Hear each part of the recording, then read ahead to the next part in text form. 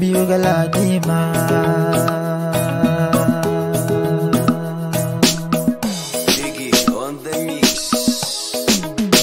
Kalmar ƙauna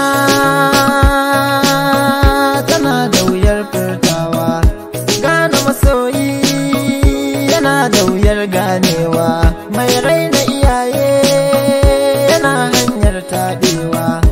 Don Allah ki bani ƙauna, gunki na zo dare da rana, ki kalli cikin idanuwa na, ki anshi dukan batutuwa na. Ƙauna ne kamar agogo, gani na ta ɗaura bango, daure da na dafa bango, juyo ki halin agogo. Tunani na bai wuce naki ba, kamanni na basu ɗara naki ba, mafarkai na basu wuce naki ba, makullai na basu shige naki ba. Karki wuce niki je gun wani, karki aje niki dausan wani, karki aje niki dauko wani, naga mun tsola idan wani. Rayuwa ba ta da tabbas, damuwa ke mana cikas, jinjiri sami shi pampas, kar wataran ki mini haifas.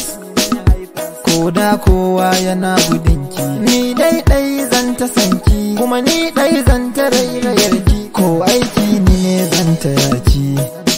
Kauna ba na abuna, zan so ki ta batuna, dama ki uzuri ma, na zo na baza koma. Kauna ba ta jira, in ta so ka yi gangara, in ta ki ka yi hattara, don ita dai ta gagara.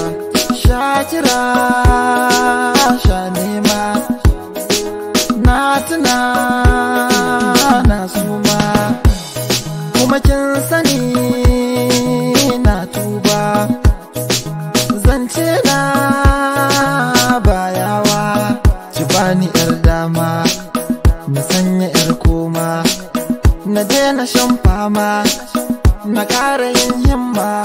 Sanki ya zama wasira, shi yasa nake shura, ga wasu suna ƙaura.